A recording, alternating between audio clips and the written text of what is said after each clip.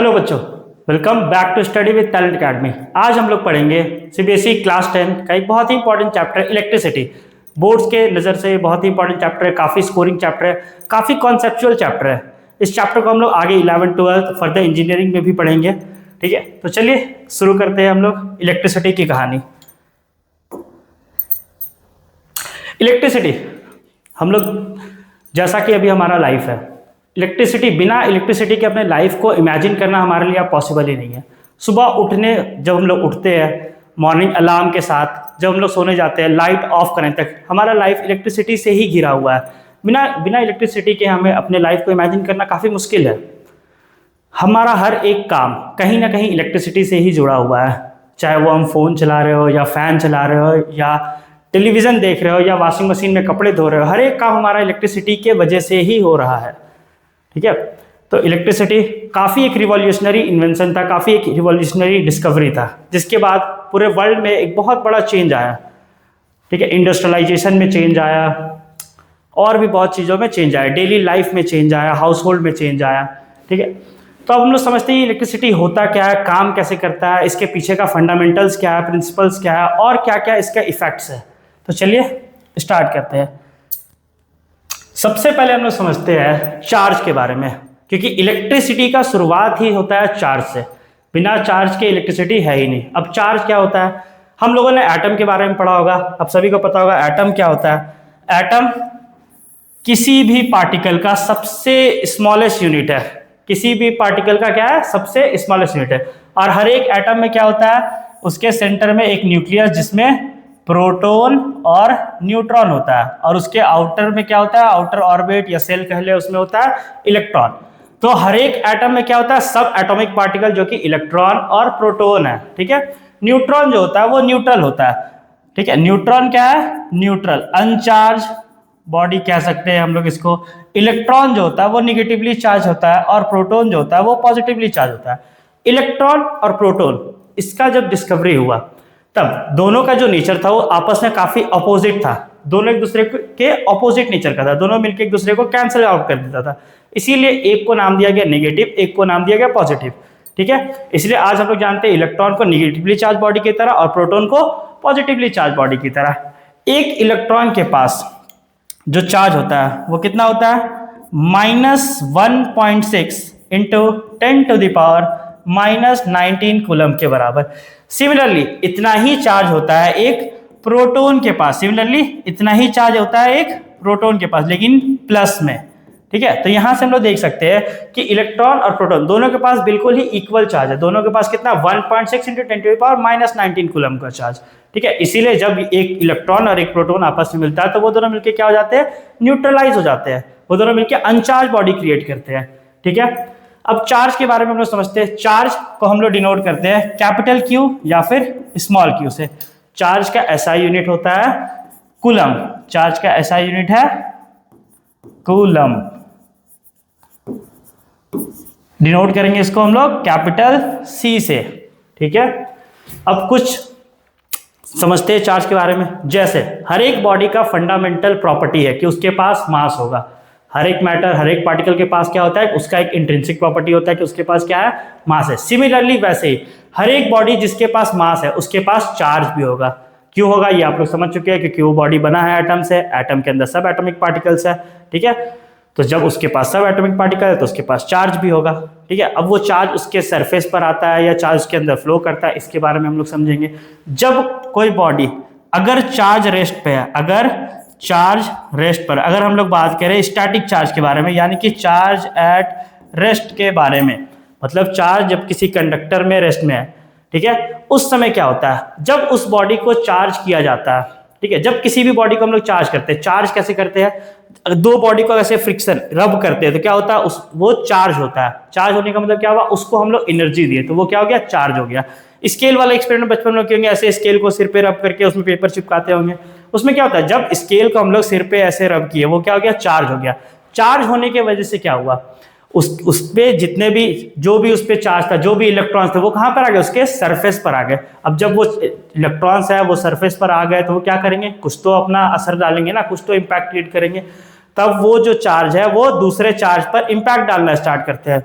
ठीक है। जैसे एक स्केल के ऊपर मान लो कि पॉजिटिव चार्ज आ गया है और वो पेपर के पास क्या है, नेगेटिव चार्ज है, तो ये दोनों एक दूसरे को क्या करेगा, अट्रैक्ट करेगा। यही तो दूसरा प्रॉपर्टी है चार्ज का कि positive charge proton, negative charge electron, ठीक है।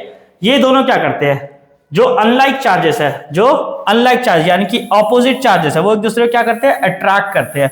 ऑपोजिट चार्जेस क्या करते हैं, एक दूसरे को अट्रैक्ट, जबकि लाइक चार्जेस क्या करेंगे, एक दूसरे को रिपेल करेंगे। जैसे कि हम लोग यहाँ पर देख सकते हैं, दो पॉजिटिव चार्ज एक दूसरे को क्या कर रहे हैं, रिपेल कर रहे हैं। यहाँ पर क्या हो रहा है, इन दोनों के बीच में रिपल्सन हो रहा है। दो नेगेटिव चार्ज दूसरे को क्या कर रहे हैं, रिपेल कर रहे हैं, उन दोनों के बीच में क्या हो रहा है, रिपल्सन हो रहा है। यानी कि लाइक चार्जेस हमेशा एक दूसरे को क्या करेंगे, रिपेल करेंगे। सिमिलरली जो न्यूट्रल है, दो जो अनचार्ज बॉडी, उन दोनों के बीच में कोई भी इंपैक्ट कुछ भी क्रिएट नहीं होगा। दो अनचार्ज बॉडी को एक दूसरे के पास लेकर के जाएंगे तो वहां पे ना अट्रैक्शन होगा ना रिपल्सन होगा। लेकिन जब दो अनलाइक चार्जेस को एक जगह पर ले आएंगे, यानी कि एक पॉजिटिव और एक नेगेटिव चार्ज को एक जगह पर लेकर के आएंगे, तो वहां पर क्या होगा, वो दोनों एक दूसरे को अट्रैक्ट कर लेंगे। जैसे कि यहाँ पर स्केल के साथ क्या हुआ था, पेपर अट्रैक्ट हो गया था, ठीक है। अगले प्रॉपर्टी की तरफ बढ़ते हैं। अगला प्रॉपर्टी है charge is quantize. Charge is quantize का मतलब क्या होता है, चार्ज जो है वो क्वांट्स के फॉर्म में, इसके फॉर्म में, पैकेट्स के फॉर्म में एग्जिस्ट करता है। हम लोगों को पता चल गया कि चार्ज आ कहां से रहा है, चार्ज आ रहा है इलेक्ट्रॉन्स की वजह से, ठीक है। चार्ज किसकी वजह से आ रहा है, इलेक्ट्रॉन्स की वजह से। लेकिन कहीं पर अगर चार्ज है तो वो एक इलेक्ट्रॉन की वजह से तो नहीं है। कहीं पर भी अगर चार्ज है तो वहां पे ढेरों बहुत सारा इलेक्ट्रॉन है, बहुत सारा इलेक्ट्रॉन मिलकर के कुछ एक फाइनाइट अमाउंट ऑफ चार्ज बना रहा है। इसीलिए कहा जाता है कि क्या, चार्ज इज क्वांटाइज, मतलब चार्ज पैकेट्स के फॉर्म में एग्जिस्ट करता है। चार्ज किसके फॉर्म में एग्जिस्ट करता है, पैकेट्स के फॉर्म में। कहीं पर हम कहते हैं कि किसी जगह पर क्यू चार्ज है, किसी जगह पर कितना चार्ज है, क्यू कूलम का चार्ज है, तो वो क्यू कूलम का चार्ज किससे बना होगा, n नंबर ऑफ इलेक्ट्रॉन से मिलकर बना होगा। कितने नंबर ऑफ इलेक्ट्रॉन से मिलकर बना होगा, n नंबर ऑफ इलेक्ट्रॉन से मिलकर बना होगा। कैसे बना होगा, यहां पर चार्ज है q, ठीक है, और यहां पे है n नंबर ऑफ इलेक्ट्रॉन, तो यहां पर टोटल चार्ज कितना होगा, n number of electron into charge on 1 electron. यहां से हम लोग को फॉर्मूला मिलता है q is equal to n e, ठीक है। ये बताता है क्वांटाइजेशन ऑफ चार्ज। अब यहां पर एक और खास बात क्या है कि नंबर ऑफ इलेक्ट्रॉन्स हमेशा किस में होना चाहिए, होल नंबर में होना चाहिए। नंबर ऑफ इलेक्ट्रॉन हमेशा किस में होना चाहिए, होल नंबर में। क्यों होल नंबर में होना चाहिए, क्योंकि नंबर ऑफ इलेक्ट्रॉन्स हमेशा होल नंबर में ही एग्जिस्ट करेगा। या तो वो एक इलेक्ट्रॉन होगा, या तो दो होगा, या तो 10 होगा, या तो 200 होगा, या तो 1000 होगा। कभी भी 1.5 इलेक्ट्रॉन या 2/3 इलेक्ट्रॉन या 1.75 इलेक्ट्रॉन ऐसे फॉर्म में एग्जिस्ट करना पॉसिबल नहीं है, क्योंकि इलेक्ट्रॉन फर्दर डिविजिबल होता ही नहीं है, ठीक है। यहां से हम लोग क्या फॉर्मूला मिला, Q is equal to N, यानी कि net charge is equal to number of electron into charge on 1 electron. और E का वैल्यू हम लोग पहले ही डिस्कस कर चुके हैं, कितना होता है 1.6 इंटू 10⁻⁻19 कूलम, ठीक है। अगला प्रॉपर्टी है charge is conserved. Charge is conserve का मतलब क्या होता है कि चार्ज को हम लोग ना क्रिएट कर सकते हैं, ना हम लोग डिस्ट्रॉय कर सकते हैं। बस चार्ज क्या होता है, एक बॉडी से दूसरे बॉडी पर ट्रांसफर होते रहता है। चार्ज क्या होता है, एक बॉडी से दूसरे बॉडी पर ट्रांसफर। अभी मेरे हाथ पे चार्ज था, मैं इसे रब करके हो सकता है दूसरे इस हाथ पे चार्ज ट्रांसफर कर दे, या इससे दूसरे जगह पे ट्रांसफर हो जाए चार्ज। चार्ज क्या होगा, बस एक जगह से दूसरे जगह तक ट्रांसफर होते रहता है, ठीक है। नेक्स्ट टॉपिक की तरफ बढ़ते हैं हम लोग। चार्ज का कॉन्सेप्ट अगर क्लियर हो गया तो करंट। अब तक हम लोग पढ़ रहे थे किसके बारे में, हम लोग पढ़ रहे थे स्टैटिक चार्ज के बारे में। अब हम लोग पढ़ेंगे charge in motion. Charge in motion. अब जब चार्ज मोशन में आएगा तो कुछ तो चेंज आएगा। अब तक चार्ज रेस्ट में था तो कुछ नहीं हो रहा था, अब चार्ज मोशन में आएगा तो कुछ चेंज भी आएगा। जब चार्ज मोशन में आता है तो वो किसको प्रोड्यूस करता है, वो बनाता है करंट। जब चार्ज मोशन में आता है तो वो क्या बनाता है, करंट। कैसे बनाता है वो समझते हैं। ये एक कंडक्टर है, ये एक कंडक्टर है, ठीक है। इसके अंदर एटम होगा, इसके अंदर एटम्स होगा, इसके अंदर है बहुत सारा ऐसे ऐसे एटम। अब एटम चार्ज कहाँ होता है, एटम के अंदर ही, यहीं पर चार्ज है, ये चार्ज रहा, ये चार्ज है, ये सब चार्ज है, ठीक है। यहाँ पर चार्ज है। अब ये चार्ज क्या हो रहा है, जब तक ये बॉडी ऐसे रेस्ट पे है, ये मेटल बहुत जगह हम लोग देखे हैं। कंडक्टर, ये करंट फ्लो किससे करता है, कंडक्टर से। कंडक्टर किसको कहते हैं, जो मेटालिक सब्सटेंस होता है वो सारा कंडक्टर की तरह बिहेव करता है। क्यों कंडक्टर की तरह बिहेव करता है ये समझते हैं हम लोग। देखो दो ही तरह का सब्सटेंस होता है, एक कंडक्टर और दूसरा इंसुलेटर, इंसुलेटर और सेमीकंडक्टर। ये दो तीन तरीके का चीज है, ठीक है। कंडक्टर जिससे इलेक्ट्रिसिटी फ्लो करे, इंसुलेटर जिससे इलेक्ट्रिसिटी फ्लो ना करे, और सेमीकंडक्टर जिससे लो टेम्परेचर पर जो इंसुलेटर की तरह बिहेव करे और हाई टेम्परेचर पर कंडक्टर की तरह बिहेव करे। अब जितने भी कंडक्टर होते हैं मोस्ट ऑफ देम उसमें से मेटल होते हैं। क्यों मेटल होते हैं? क्योंकि मेटल के पास एक खास प्रॉपर्टी है। मेटल का जो एटम होता है उसके पास प्रेजेंट होता है फ्री इलेक्ट्रॉन। उसके पास क्या प्रेजेंट होता है? Free electron. अब फ्री इलेक्ट्रॉन क्या है समझते हैं। मान लेते हैं कि ये है एक मेटल का एटम, ठीक है। इसका मेटल का जो एटम होता है उसका साइज होता है काफी बड़ा, उसका साइज होता है काफी बड़ा।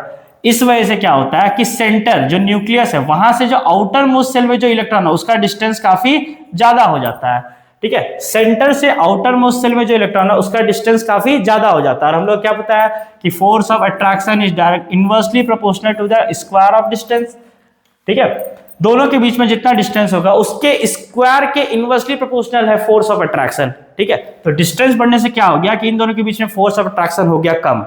तो अब ये क्या होता है, थोड़ा सा भी एनर्जी जैसे ही इस इलेक्ट्रॉन को मिलता है ये क्या होता है, एटम को छोड़ के बाहर चला जाता है। इसीलिए इसको कहते हैं फ्री इलेक्ट्रॉन।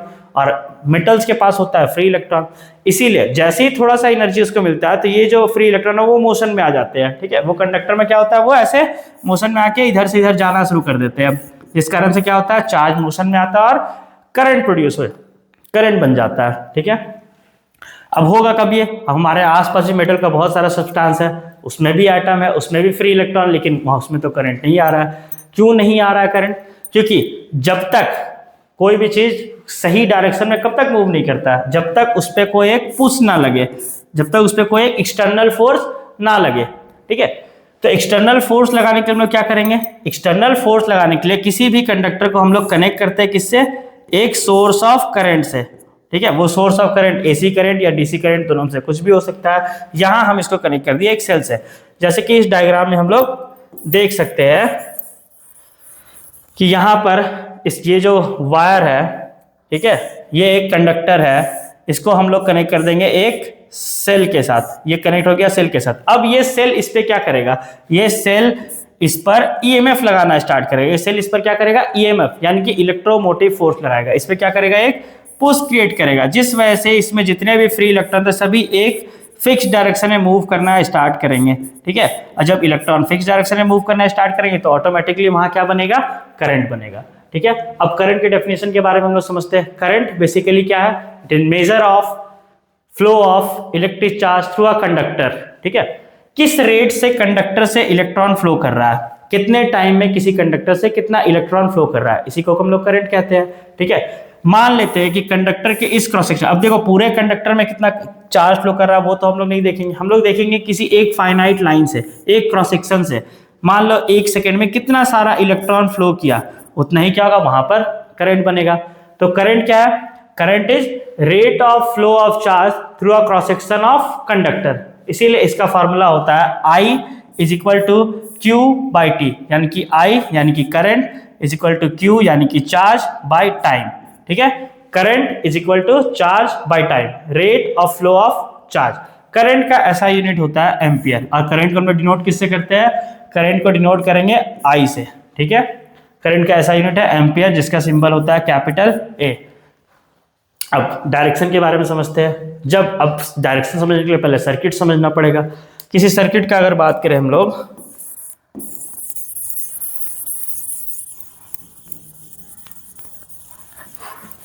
यहां बना देते हैं एक हम लोग सर्किट। ये है एक सेल, ठीक है, ये एक स्विच बना लिए, ठीक है। यहाँ पे बना देते हैं एक लोड हो गया हम लोग का, ठीक है, और ये हो गया हम लोग का सर्किट कंप्लीट, ठीक है। ये पॉजिटिव चार्ज और ये निगेटिव चार्ज, ठीक है। अब देखो ये क्या है, जो भी सोर्स ऑफ करंट है उसका ये पॉजिटिव टर्मिनल और ये क्या है, निगेटिव टर्मिनल, ठीक है। तो करंट का डायरेक्शन क्या होता है, करंट फ्लो करता है हमेशा पॉजिटिव से निगेटिव की तरफ। करंट हमेशा किधर से फ्लो करेगा, पॉजिटिव टर्मिनल से निगेटिव टर्मिनल की तरफ, irrespective of direction of electron. जबकि इलेक्ट्रॉन फ्लो करता है निगेटिव से पॉजिटिव की तरफ। इलेक्ट्रॉन कहां से कहां फ्लो करेगा, निगेटिव डायरेक्शन से पॉजिटिव डायरेक्शन की तरफ, ठीक है। ये जो कन्वेंशनल करंट है हम लोग का, ठीक है, कन्वेंशनल करंट है, इसका डायरेक्शन क्या होता है, ये फ्लो करता है पॉजिटिव से निगेटिव की तरफ। करंट फ्लो कहां से कहां करेगा, पॉजिटिव से नेगेटिव की तरफ, जबकि इलेक्ट्रॉन कहां से कहां फ्लो करेगा, नेगेटिव से पॉजिटिव की तरफ। ठीक है, यहां तक आई होप कि सब कुछ क्लियर होगा। आगे एक डिवाइस होता है जिससे हम लोग क्या करते हैं, करंट को मेजर करते हैं। किसी भी सर्किट में करंट के मैग्नीट्यूड को मेजर करने के लिए हम लोग एक डिवाइस का यूज करते हैं जिसको हम लोग कहते हैं एमीटर। इसका नाम क्या है, एमीटर। एमीटर को ऐसे सीरीज में हम लोग कनेक्ट कर सकते हैं। जैसे यहां पर ये सीरीज है मेरा,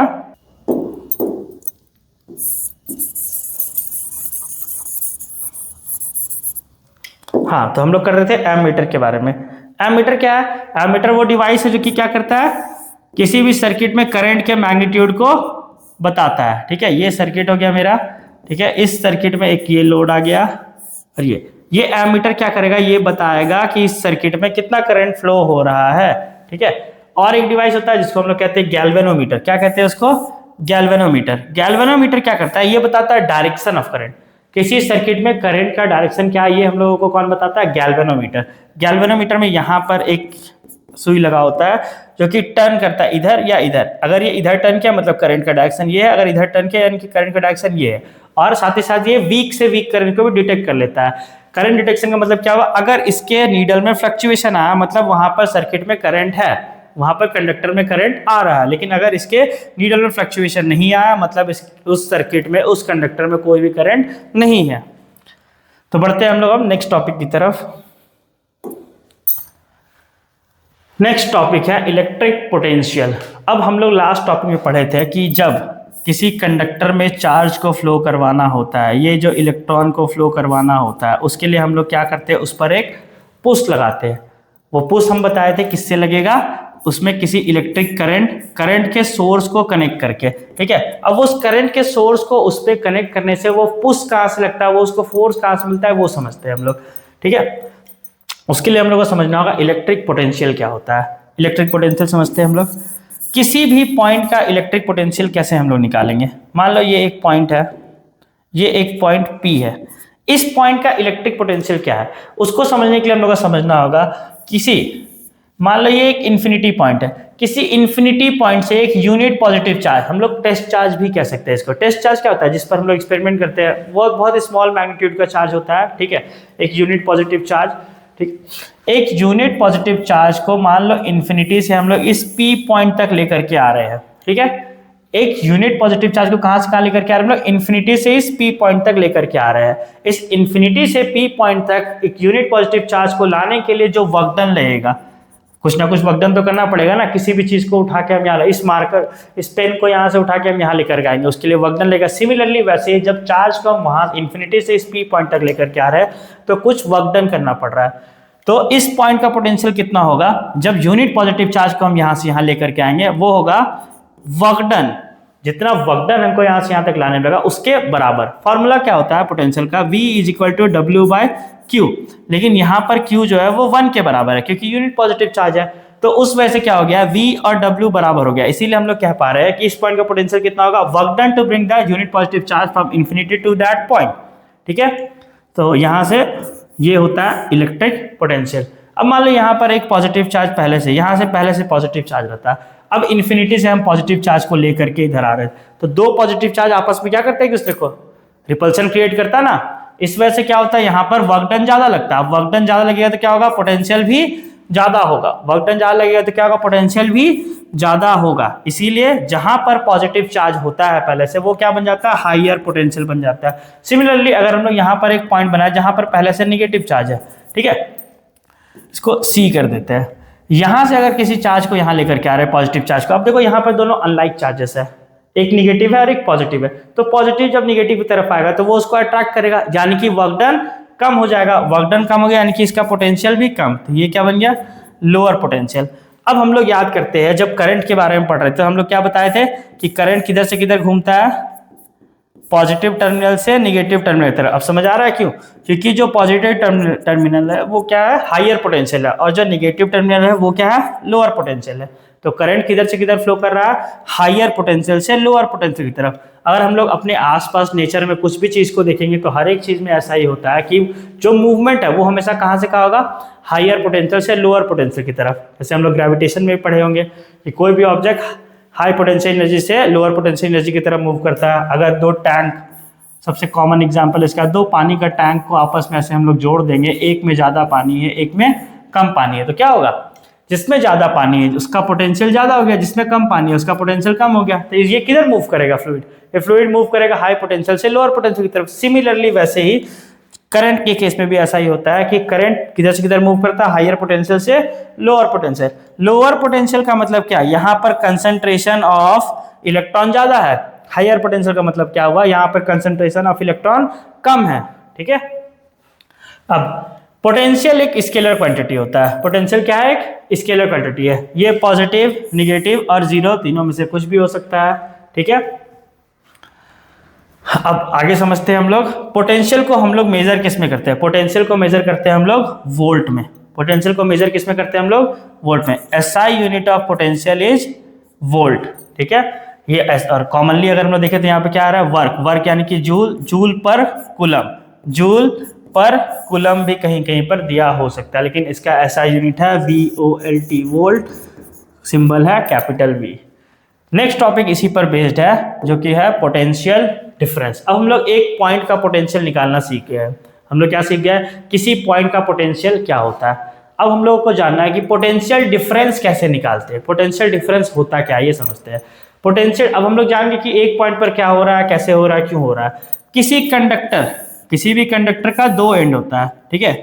कोई भी वायर हम लोग लेंगे तो उसके पास क्या है, दो एंड है, ठीक है। इस दो एंड के बीच में एक डायरेक्शन में चार्ज मूव कर रहा है, इस दो एंड के बीच में क्या हो रहा है, एक डायरेक्शन में चार्ज मूव कर रहा है। वो मूव करता है किसके वजह से, पोटेंशियल डिफरेंस की वजह से। जैसे कि हम पिछले एग्जांपल में बताए थे वो पानी का टैंक वाला, जिसमें क्या होता है, पानी एक ही डायरेक्शन में मूव कर रहा था, किधर, ज्यादा पानी से कम पानी की तरफ मूव कर रहा था। सिमिलरली वैसे ही जो चार्ज भी होता है वो एक ही डायरेक्शन में मूव करता है। वो क्यों मूव कर रहा है, वो मूव कर रहा है वैसे पोटेंशियल डिफरेंस की वजह से, ठीक है। दो पॉइंट के बीच में जो पोटेंशियल का डिफरेंस है वही तो ड्राइविंग फोर्स है, जो चार्ज को ड्राइव कर रहा है, जो चार्ज को मूव करा रहा है, ठीक है। वो होता क्या ये समझते हैं हम लोग। मान लेते हैं कि दो पॉइंट है हमारे पास, एक पॉइंट है पॉइंट ए और दूसरा पॉइंट है पॉइंट बी। ये हम लोग का पॉइंट ए है, ये पॉइंट बी है, ये दोनों किसी कंडक्टर पर लाई कर रहे हैं, ऐसा मान लेते हैं हम लोग, ठीक है। इस पॉइंट का पोटेंशियल है VA, इस पॉइंट का पोटेंशियल है VB। इन दोनों के बीच पोटेंशियल डिफरेंस कितना होगा, VA माइनस VB, ठीक है, इतना ही पोटेंशियल डिफरेंस होगा। लेकिन अगर इसको पोटेंशियल के टर्म में हम लोग समझना है तो हम लोग इसको ऐसे समझते हैं कि किसी एक यूनिट पॉजिटिव चार्ज को इस पॉइंट से इस पॉइंट तक ले जाने में जो वर्क डन लगेगा वही क्या होगा, इन दोनों के बीच का पोटेंशियल डिफरेंस होगा। Work done to bring a unit positive charge from one point to another is known as क्या, potential difference between the points.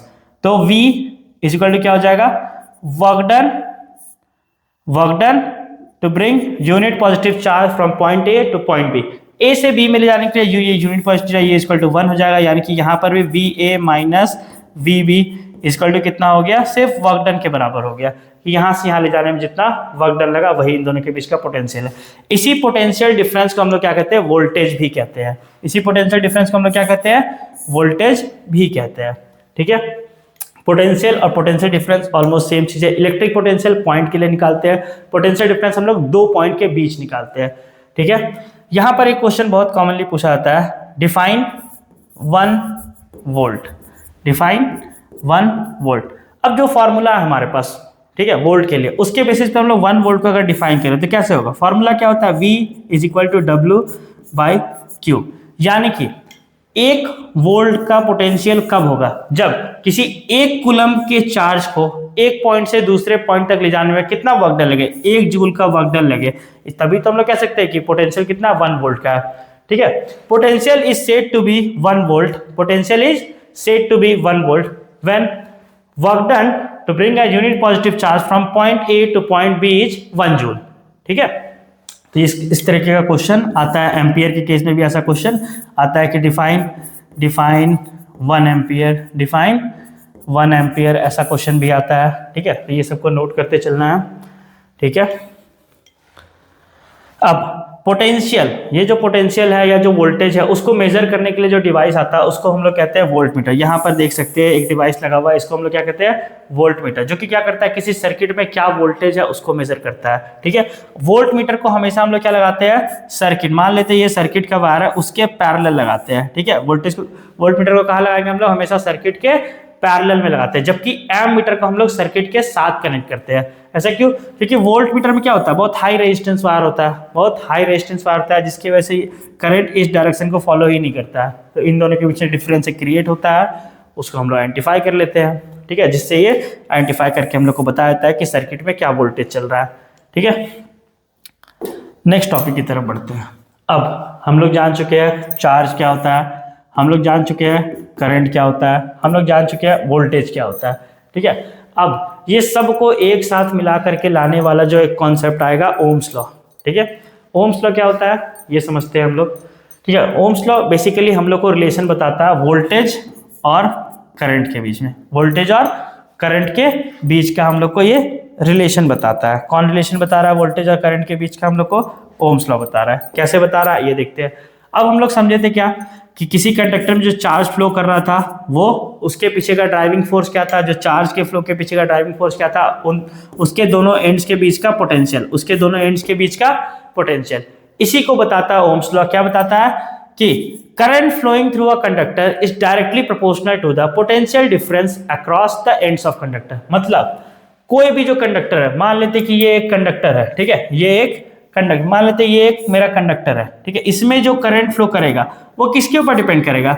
इसके दोनों एंड्स के बीच में जो पोटेंशियल का डिफरेंस होगा। अब पोटेंशियल का डिफरेंस किसके वजह से आ रहा है? वो सेल के वजह से आ रहा है। ठीक है, पोटेंशियल का डिफरेंस जो है वो किसके वजह से आ रहा है? सेल के वजह से आ रहा है। अब सेल जितना ज्यादा दोनों एंड्स के बीच में पोटेंशियल डिफरेंस क्रिएट करेगा उतना ज्यादा उसमें करंट फ्लो करेगा। इसको बहुत कॉमन एग्जांपल समझते हैं। अगर मेरे पास एक सर्किट है, ठीक है, उसमें हम लगा दिए 1.5 वोल्ट का सेल, 1.5 वोल्ट का सेल, तो इसमें करंट फ्लो करेगा कुछ एम्पियर का।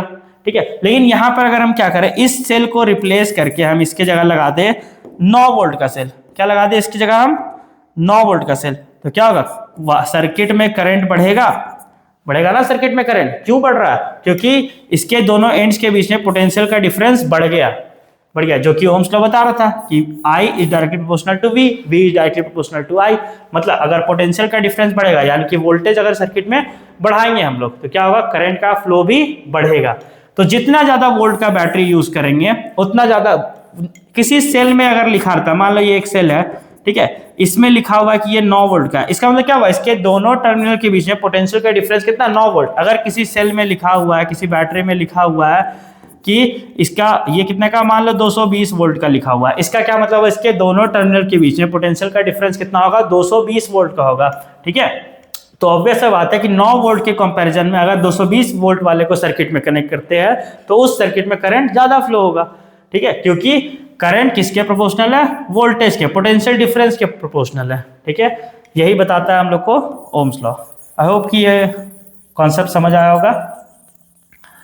आगे देखते हैं हम लोग टॉपिक में, V is directly proportional to I, ये हम लोग देख चुके हैं। ठीक है, अब इस प्रोपोर्शनैलिटी को हटाने के लिए हम लोग क्या करना पड़ता है? एक कांस्टेंट का यूज करना पड़ता है। यहां पर वो कांस्टेंट होता है रेजिस्टेंस, यानी कि R।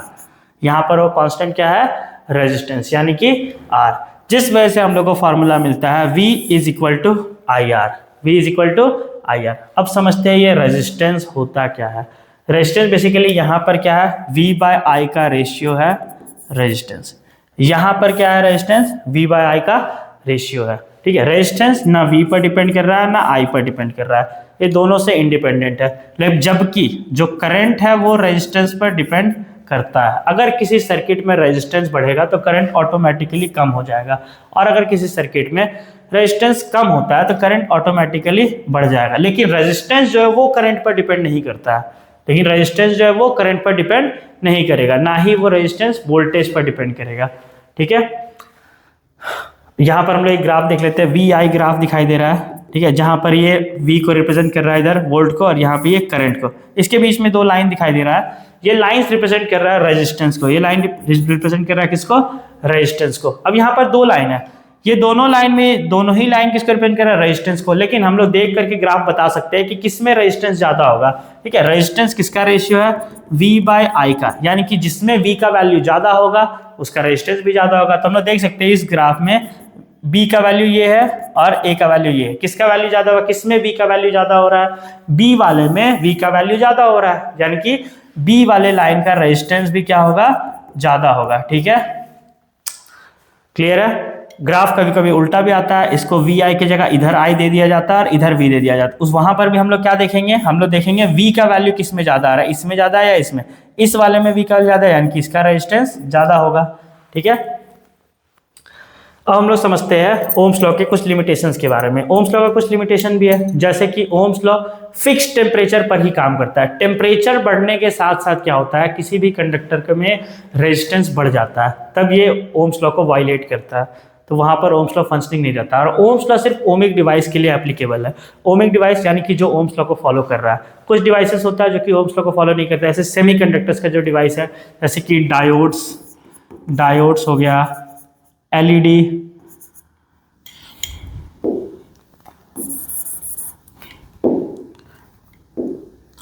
एलईडीज, ठीक है, डायोड्स, जो भी सेमीकंडक्टर वाला डिवाइस है, ये सब ओम्स लॉ को फॉलो नहीं करता है, क्योंकि ओम सेमीकंडक्टर केस में हम पहले ही बताया कि क्या होता है कि किसी भी कंडक्टर में क्या होगा, अगर टेम्परेचर बढ़ेगा तो क्या होगा, रेजिस्टेंस बढ़ जाएगा। ठीक है, लेकिन सेमीकंडक्टर जो होता है वो हमेशा कंडक्टर की तरह बिहेव नहीं करता। सेमीकंडक्टर लो टेम्परेचर पर इंसुलेटर की तरह बिहेव करता है, जबकि हाई टेम्परेचर पर सेमीकंडक्टर एक कंडक्टर की तरह बिहेव करेगा। तो वहां पर क्या हो रहा है, टेम्परेचर बढ़ने से उसका कंडक्टिविटी इंक्रीज हो जा रहा है, जबकि इन जनरल ऐसा नहीं होता है। ठीक है, तो ओम्स लॉ का कुछ लिमिटेशंस है वो हम लोग देख लिए। आगे देखते हैं हम लोग, जो बहुत ही इंपॉर्टेंट फैक्टर हम लोग पढ़े पिछले टॉपिक में, रेजिस्टेंस। अब रेजिस्टेंस है क्या? रेजिस्टेंस विलेन है, विलेन भी है, कभी कभी हीरो भी है। रेजिस्टेंस कभी कभी अच्छाई में भी काम करता है, कभी कभी यूजफुल भी हमारे लिए, कभी कभी अनडिजायरेबल भी है। दोनों ही पक्ष पढ़ेंगे हम लोग रेजिस्टेंस के बारे में। ठीक है, रेजिस्टेंस बहुत ही सिंपल एक लिखा हुआ है यहाँ पर डेफिनेशन। क्या लिखा हुआ है? Resistance opposition to current flow. Opposition to current flow, जो रेजिस्टेंस क्या है, जो किसी कंडक्टर में करंट के फ्लो को अपोज कर रहा है। ठीक है, क्या कर रहा है रेजिस्टेंस? किसी भी कंडक्टर में करंट के फ्लो को अपोज कर रहा है, जो करंट के फ्लो को रेजिस्ट कर रहा है, इसलिए तो उसका नाम रेजिस्टेंस है। ठीक है, रेजिस्टेंस क्या है? Opposition to current flow. अब ये करता कैसे है? रेजिस्टेंस क्या है? किसी भी कंडक्टर का ये अपना खुद का इंट्रिंसिक प्रॉपर्टी है। ठीक है, अब ये होता क्यों है, इंट्रिंसिक प्रॉपर्टी क्यों है? देखो, जब किसी कंडक्टर में किसी एटम से इलेक्ट्रॉन बाहर निकलता है, तो जब किसी एटम से इलेक्ट्रॉन बाहर निकलता है तो वहां पर एक पॉजिटिव आयन बन जाता है, पॉजिटिव आयन बनता है ना। तो जब एक इलेक्ट्रॉन निकल के बाहर गया तो वहां पर क्या बना? पॉजिटिव आयन बना। अब जब उस पॉजिटिव आयन के पास पीछे से इलेक्ट्रॉन आएगा तो ये क्या करेगा? उसको अट्रैक्ट कर लेगा। अब जब ये अट्रैक्ट कर लिया तो क्या पीछे से फोर्स लग रहा है, इसको आगे जाना है। जो चार्ज है उसको, जो इलेक्ट्रॉन है उसको आगे फ्लो कर रहा है, लेकिन जो पॉजिटिव आयन है वो उसको अट्रैक्ट कर रहा है। तो वो क्या करेगा? ये ड्रिफ्ट करते हुए निकल जाएगा वहां से, क्योंकि उसके पीछे से फोर्स लग रहा है। तो वो क्या करेगा? किसके वजह से फोर्स लग रहा है? वोल्टेज के पोटेंशियल डिफरेंस की वजह से फोर्स लग रहा है। तो ये क्या करेगा? यहाँ पर V इस पे फोर्स लगा रहा है इलेक्ट्रॉन पे इधर बढ़ने के लिए, जबकि रेजिस्टेंस क्या कर रहा है? उसको पकड़ रहा है। रेजिस्टेंस क्या कर रहा है? उसको पकड़ रहा है, बोल रहा नहीं जाना है। ठीक है, लेकिन क्या होगा? ये इलेक्ट्रॉन जो है वो जाएगा, तभी तो करंट का फ्लो होगा। अब ये रेजिस्टेंस जितना ज्यादा जाएगा उतना ज्यादा करंट कम होगा, उतना ज्यादा ड्रिफ्ट करना पड़ेगा इलेक्ट्रॉन को। ठीक है, उतना ज्यादा करंट को क्या करना होगा? ड्रिफ्ट करना पड़ेगा। हाँ, तो हम लोग देख रहे थे क्या हो रहा था कि जब किसी एटम से इलेक्ट्रॉन निकल के बाहर जाता है, ठीक है, तो इलेक्ट्रॉन तो चला गया, वहां पर क्या बना दिया? वो उस एटम में बना देगा। जैसे ही वो बाहर निकला वहां पर क्या बन जाएगा? एक पॉजिटिव आयन। लेकिन जब दूसरा इलेक्ट्रॉन वहां आया तो ये इलेक्ट्रॉन क्या करेगा? उसको अपने पास, जो पॉजिटिव आयन उसको अपने पास क्या करेगा? ऐसे चिपकाएगा, अट्रैक्ट करेगा। ठीक है, तो जब जैसे दो मैग्नेट आपस में जब चिपक जाता है तो उसको जब हम लोग निकालते हैं तो क्या एक बार में ऐसे निकल जाता है? नहीं निकलता। क्या करना पड़ता है? उसको थोड़ा ऐसे ड्रिफ्ट करना पड़ता है। जब दो मैग्नेट चिपका हो तो उसका ऐसे ड्रिफ्ट करना होता है। सिमिलरली ऐसे इलेक्ट्रॉन जो है वो एटम से कोलाइड करते हुए ऐसे ड्रिफ्ट करते हुए जाता है। ठीक है, यही जो कारण है, यही तो क्रिएट कर रहा है अपोजिशन, यही तो रेजिस्टेंस क्रिएट कर रहा है किसी भी कंडक्टर में। ठीक है, तो resistance is property of a conductor that opposes the flow of electric current through it. ठीक है, जिसके वजह से क्या होता है? अब कुछ ऐसे ड्रिफ्ट करेगा, कहीं पर भी फ्रिक्शन क्रिएट होगा तो वहां पर क्या होगा? एनर्जी हीट में कन्वर्ट होता है। वहां पर फ्रिक्शन की वजह से क्या क्रिएट होगा? हीट क्रिएट होगा। इसीलिए रेजिस्टेंस की वजह से क्या आता है? हीट आता है। इसीलिए जो आइडियल कंडक्टर होता है उसमें रेजिस्टेंस कम होता है। जो भी आइडियल कंडक्टर है उसमें क्या होगा? रेजिस्टेंस काफी कम होगा। अगर रेजिस्टेंस कम नहीं होगा तो क्या होगा? जो इलेक्ट्रिकल एनर्जी है वो हीट एनर्जी के फॉर्म में कन्वर्ट होकर वेस्ट होना स्टार्ट हो जाएगा, वहां पर लॉस ऑफ एनर्जी होगा। तो इसी को कम करने के लिए, इसी से बचने के लिए हम लोग क्या करते हैं? Low resistivity, low resistance wire use करते हैं। जैसे हम लोग अपने घर पे वायरिंग में क्या यूज करते हैं? कॉपर वायर यूज करते हैं। क्यों यूज करते हैं? क्योंकि उसका रेजिस्टेंस कम है। अगर कॉपर की जगह हम लोग अलॉय यूज करने लगे क्या होगा? गर्म होगा वायर बहुत ज़्यादा, वायर बहुत ज़्यादा गर्म होगा, साथ ही साथ क्या होगा, लॉस ऑफ एनर्जी भी बहुत होगा, एनर्जी का कंजप्शन ज़्यादा होगा, जबकि हम लोग आउटपुट उससे कम ले पाएंगे। ठीक है, ओम्स लॉ के अकॉर्डिंग फॉर्मूला क्या था, V is equal to I R. तो R इज इक्वल टू क्या हो गया, V बाय आई। हम पहले ही बता चुके हैं कि ये जो R है वो V और I के इंडिपेंडेंट है। ठीक, क्या होता है, V अगर बढ़ेगा तो I ऑटोमेटिकली बढ़ जाएगा। तो V बाय आई का रेशियो क्या होता है, हमेशा कांस्टेंट रहता है। कब तक, जब तक टेम्परेचर कांस्टेंट है, जब तक टेम्परेचर कांस्टेंट है। टेम्परेचर अगर बढ़ा तो फिर क्या हुआ, यहाँ पे ये ओम्स लॉ का कहानी खत्म। ठीक है, एसआई यूनिट क्या होता है ओम्स लॉ का, एसआई यूनिट क्या है, रेजिस्टेंस का, रेजिस्टेंस का एसआई यूनिट होता है, रेजिस्टेंस का एसआई यूनिट है ओम। इसको डिनोट करते हैं हम लोग ओमेगा से। ठीक है, इसका एसआई यूनिट है ओम, डिनोट किससे करते हैं, ओमेगा से। ठीक है, अब हम लोग देखते हैं कि रेजिस्टेंस, किसी भी कंडक्टर का जो रेजिस्टेंस है किस किस चीज पर डिपेंड करता है। फैक्टर्स अफेक्टिंग रेजिस्टेंस, क्या क्या फैक्टर है जो कि रेजिस्टेंस को अफेक्ट कर रहा है, क्या क्या फैक्टर्स है जिस पर रेजिस्टेंस डिपेंड करता है, किस चीज़ की वजह से। हम बताएं टेम्परेचर की वजह से रेजिस्टेंस बढ़ जाता है, सिमिलरली वैसे ही और क्या क्या चीज़ है जिस पर रेजिस्टेंस डिपेंड करता है। सबसे पहला चीज़ length of conductor. Length of conductor कहने का क्या मतलब हुआ, कभी भी चार्जर का वायर, स्पीकर का वायर, टीवी का वायर, देखो कि 1 मीटर का वायर दे दिया है या 2 मीटर का वायर दे दिया है। ऐसा लगता है, हम जब छोटे थे तो हमको लगता था कि टीवी का तार इतना छोटा क्यों है यार, चार्जर इतना छोटा वायर क्यों देता है, अगर देता है इतना लंबा वहीं से बैठे बैठे इधर चार्ज कर लेते। लेकिन जब रेजिस्टेंस पड़े तब हमको समझ में आया कि अच्छा, कि कंडक्टर के लेंथ बढ़ने से क्या होता है, रेजिस्टेंस बढ़ जाता है। क्यों रेजिस्टेंस बढ़ रहा है, अब देखो बेचारा यहाँ पे जो इलेक्ट्रॉन है वो तो ऐसे ही एक तो घिस घिस के इधर जा रहा है, ड्रिफ्ट करते हुए, सारा एटम में टकरा टकरा के बेचारा। ठीक है, अब उसको अगर शॉर्ट लेंथ कवर करना होगा तो वहां पर रेजिस्टेंस उसके लिए कम हो जाएगा, उसको कम ट्रबल झेलना पड़ेगा। लेकिन अगर अब इसका लेंथ ही बढ़ा दे, इसका पाथ ही बढ़ा दे, क्या हो जाएगा, इसके लिए उतना दूर ट्रैवल करना और मुश्किल, ज्यादा ट्रैवल करेगा तो ज्यादा रेजिस्टेंस होगा, ज्यादा लॉस ऑफ एनर्जी होगा। इसीलिए लेंथ ऑफ कंडक्टर के डायरेक्टली प्रोपोर्शनल होता है resistance. Resistance is directly proportional to length of conductor, यानी कि कंडक्टर का लेंथ जितना ज्यादा बढ़ेगा उतना ज्यादा रेजिस्टेंस भी बढ़ेगा। ठीक है, क्योंकि उतना ज्यादा कोलाइड करना पड़ेगा, उतना ज्यादा ड्रिफ्ट करना होगा, उतना लंबा दूरी तक इसको ऐसे कोलाइड करते हुए जाना पड़ेगा।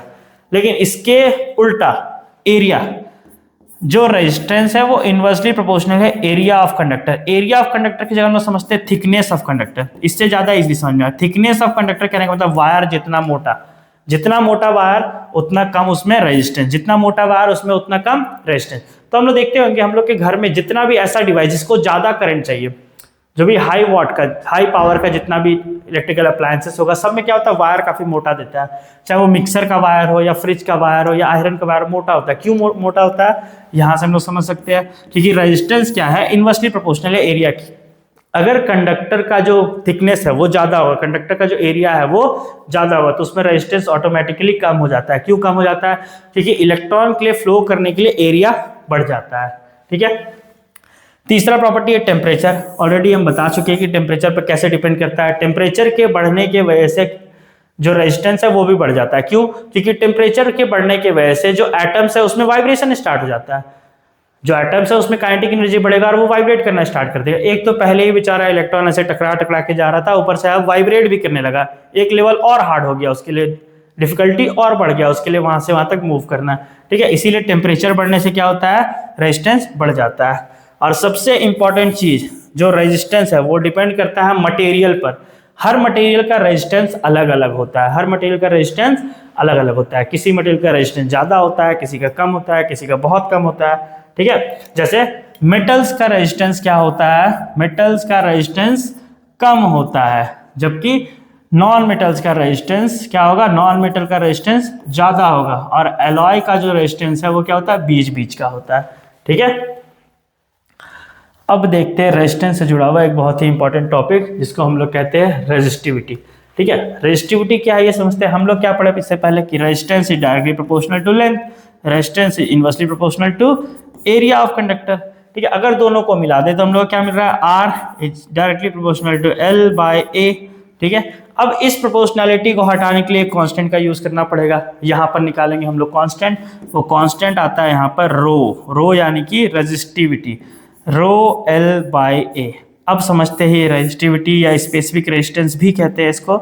ये होता क्या है, ये है रेजिस्टिविटी। अब देखो रेजिस्टेंस हम क्या बताया कि वो बढ़ते घटते रहता है।